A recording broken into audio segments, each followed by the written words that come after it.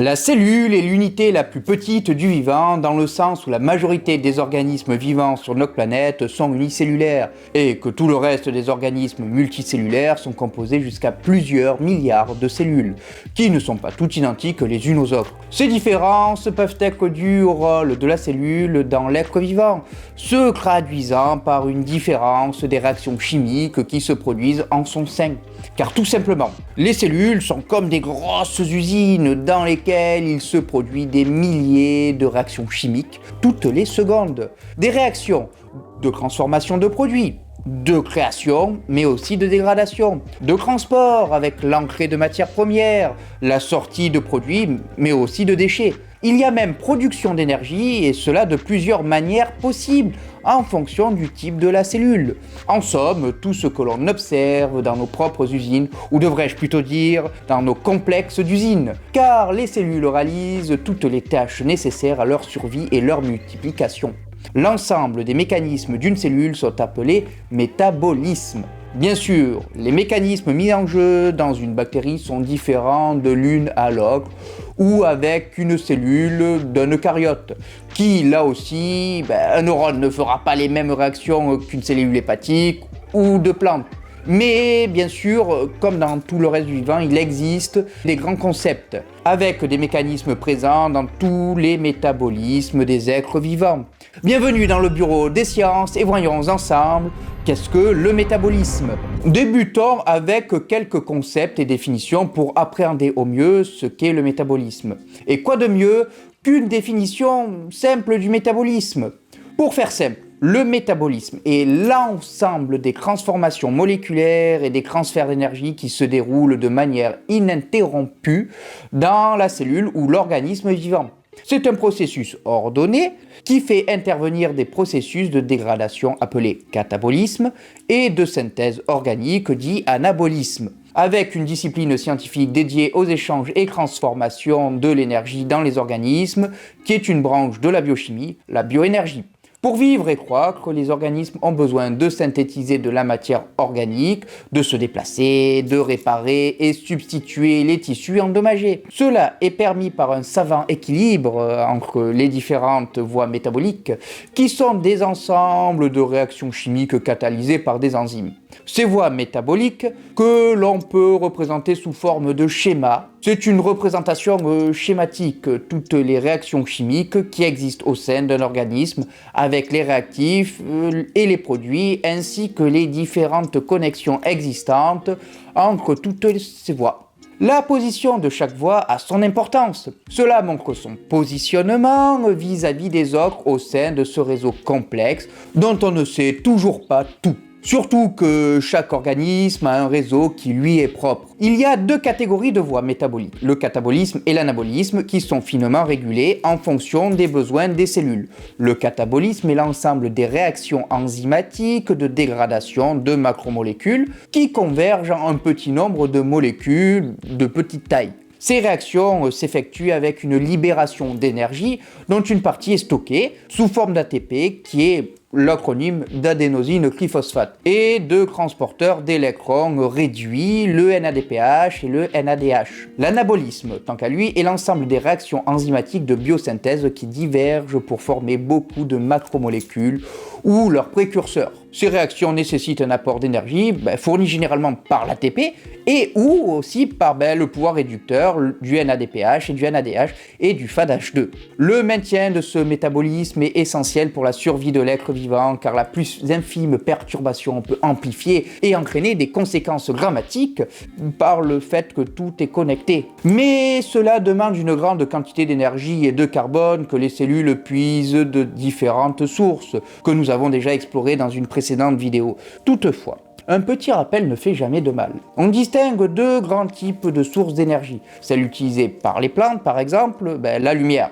Ce sont des organismes dits photoautotrophes car ils réalisent la photosynthèse qui est une voie métabolique qui permet d'extraire l'énergie lumineuse et en additionnant de la matière minérale, style du CO2, de produire de la matière organique qui est le plus souvent du glucose. Bien sûr, il n'y a pas que les plantes qui font la photosynthèse, des prokaryotes sont aussi photoautotrophes.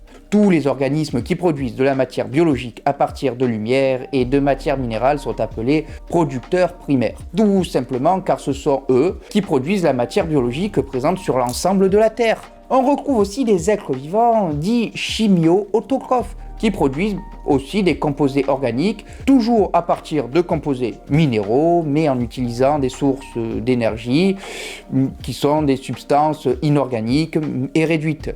L'autre type d'organisme utilise la matière biologique créée par les producteurs primaires pour synthétiser leur propre matière biologique, et cela en se nourrissant de ces derniers.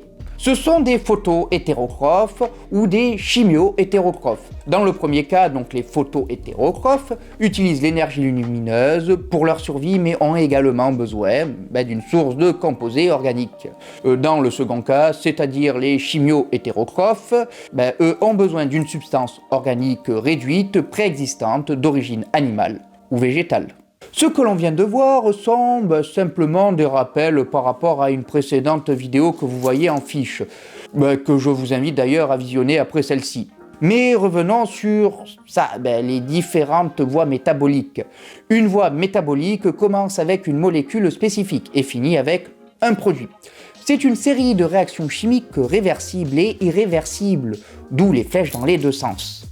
Chaque étape étant catalysée par une enzyme spécifique. Pour vous donner une idée de l'immensité de la chose pour un organisme dit simple, donc une bactérie, il existe plus d'un bon millier de réactions chimiques. Mais le métabolisme est un ensemble cohérent contenant de nombreux motifs communs entre les différents êtres vivants, mais aussi au sein du métabolisme lui-même, avec une centaine de molécules qui jouent un rôle central. Le nombre de types de réactions est relativement petit, car ce sont les entrées et les sorties qui changent, mais pas les réactions. Donc, les modifications effectuées sur le substrat sont souvent les mêmes. Or, si le substrat est différent, alors le produit il est tout autant. Et bien sûr, les voies métaboliques sont régulées avec des principes similaires. Le tout pour qu'ils s'adaptent aux conditions que rencontre la cellule. Par exemple, s'il fait chaud ou froid, certaines voies seront plus actives et d'autres moins actives. Tout cela par rapport, bien sûr, à un standard. Il y a plusieurs voies métaboliques essentielles que l'on retrouve dans presque tous les êtres vivants. Celle qui est au centre du schéma, la glycolyse. Par quoi tout commence ? C'est la voie qui permet la première dégradation du glucose après son entrée dans la cellule, en composé, entrant dans d'autres voies, mais aussi en énergie. La voie de la glycolyse correspond à une série de 10 réactions catalysées par des enzymes qui dégradent une molécule de glucose, faite de 6 carbones, en 2 molécules de pyruvate. Elles sont faites de 3 carbones, tout en produisant entre-temps des molécules riches en énergie, le NADH et de l'ATP. Elles se présentent en deux phases. La première qui nécessite un investissement d'énergie de la part de la cellule avec l'apport de 2 molécules d'ATP, pour dégrader en 5 étapes le glucose pour en faire du glycéraldéhyde cross-phosphate, dit plus simplement GAP. Les 5 autres réactions transforment le GAP en pyruvate en libérant du NADH et de l'ATP avec une équation finale que 1 glucose plus 2 NAD+, sachant que le NADH donne du NAD+, après son utilisation.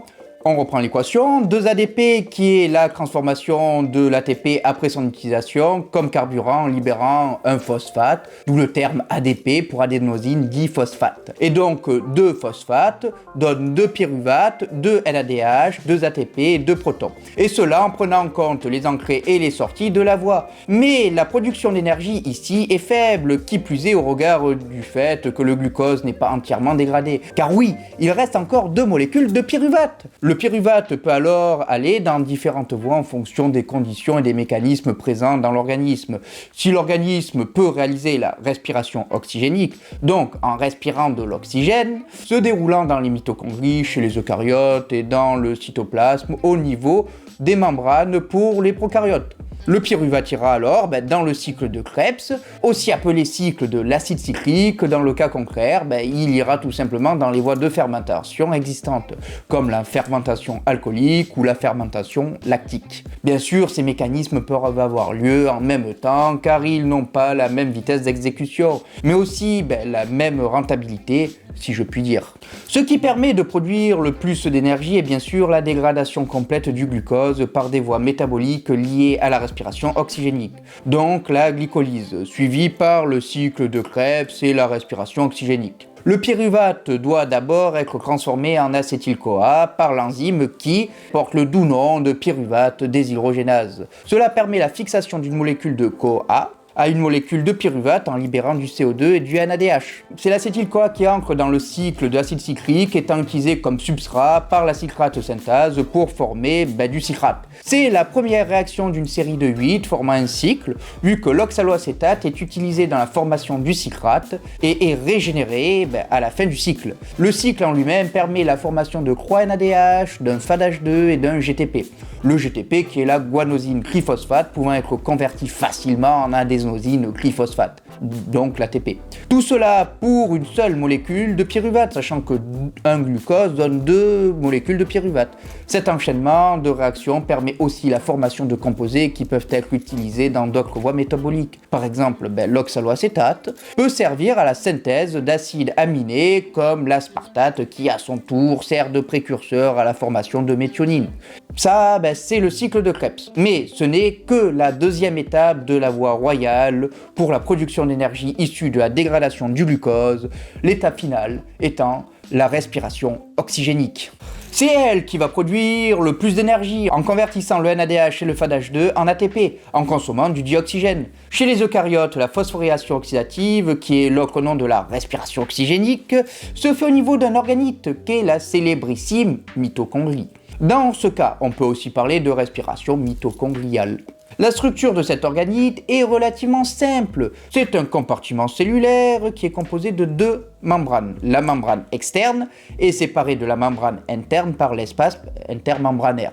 Le sac délimité par cette membrane interne est à son tour appelé matrice. La membrane interne est le lieu où résident les protéines qui réalisent cette voie métabolique. Elles sont au nombre de 5 et portent les noms de complexes 1 à 5 en chiffres romains. Le dernier étant l'ATP synthase qui est la protéine qui catalyse la formation, comme son nom l'indique, de l'ATP à partir de l'ADP en y ajoutant un phosphate. Cela demande bien sûr une grande quantité d'énergie, énergie créée par les précédents complexes.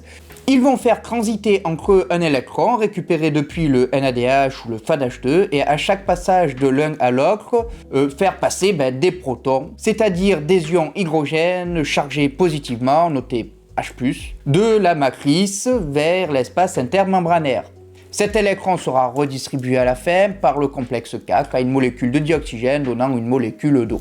Le passage des protons de la matrice vers l'espace intermembranaire crée un déficit d'ion H+ dans la matrice et un surplus dans l'espace intermembranaire, donnant donc un gradient de protons. Ce déséquilibre de concentration de protons entre ces deux compartiments tend à s'équilibrer, créant ce que l'on appelle la force proton motrice. C'est cette énergie que va utiliser l'ATP synthase pour former l'ATP.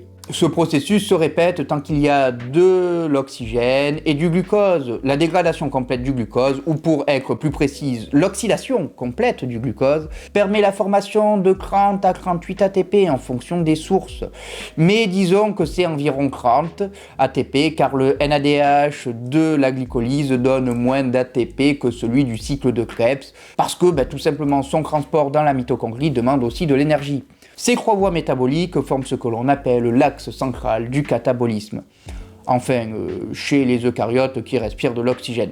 Nous n'avons fait qu'évoquer la fermentation et les voies interconnectées du catabolisme. C'est pourquoi je vous invite à vous abonner et à activer les notifications pour ne pas rater toutes les prochaines vidéos et pourquoi pas découvrir d'autres voies métaboliques tout aussi importantes. On vient de voir 3 voies du catabolisme, donc de la dégradation de substrats pour en extraire de l'énergie et des molécules d'intérêt, dont celle par qui tout commence, la glycolyse, c'est-à-dire la dégradation du glucose en 2 molécules de pyruvate pour rappel. Mais une voie inverse existe, c'est la voie de l'anabolisme qui permet la synthèse de glucose à partir de pyruvate. Elle emprunte plusieurs réactions de la glycolyse qui sont tout simplement réversibles et remplace celles qui sont irréversibles. Ces réactions sont les mêmes chez les animaux, les végétaux, les champignons et bien sûr les micro-organismes. Et comme on aime bien des faits qui nous concernent directement, nous, les humains, en voici un. Chez nous, la néoglucogénèse se produit surtout dans le foie avec 90% du glucose néoformé et 10% dans les reins, pas dans les muscles et le cerveau. Or, là où la glycolyse permet de produire de l'énergie pour la cellule, la néoglucogénèse ou gluconéogénèse, les deux termes sont justes, consomme de l'énergie sous forme d'ATP et de NADH, donnant une formule bilan qui est l'inverse de la glycolyse, mais avec la particularité de coûter moins d'énergie qu'elle. Ce qui a du sens quand on pense au fait que l'un des buts de la synthèse du glucose est de puiser dans les ressources afin de produire de l'énergie en période de carence. Mais cela peut aussi être nécessaire quand l'un des intermédiaires vient à manquer pour l'une des autres voies métaboliques existantes. On dit que la glycolyse permet de produire de l'énergie alors que la néoglucogénèse permet de la conserver. Tout cela est finement régulé de manière à les ajuster en fonction de l'état énergétique et des besoins cellulaires. L'une est inhibée lorsque l'autre est active. Nous avons vu durant toute cette vidéo quelques concepts clés du métabolisme ainsi que certaines voies métaboliques les plus souvent rencontrées. Mais à mon grand regret, tout n'a été qu'un survol de ce domaine. Bien d'autres voies métaboliques sont essentielles, comme la voie des pentoses phosphates, ou encore la synthèse et la dégradation des acides aminés. Et on n'a même pas évoqué tous les concepts de base de la thermodynamique qui entrent en jeu dans toute cette usine parfaitement optimisée et organisée, dans le seul but d'assurer la survie de l'organisme et sa multiplication, et cela, quelle que soit l'espèce à laquelle il appartient. Mais le moment est venu de nous quitter, mais avant ça, si la vidéo vous a plu, lâchez un petit like, et pourquoi pas aussi un commentaire, ça nous réchauffe toujours le cœur durant ces froides nuits d'hiver. D'ici notre prochain rendez-vous dans le Bureau des Sciences, portez-vous bien, et n'oubliez pas que quand vous pensez au petit, voyez grand.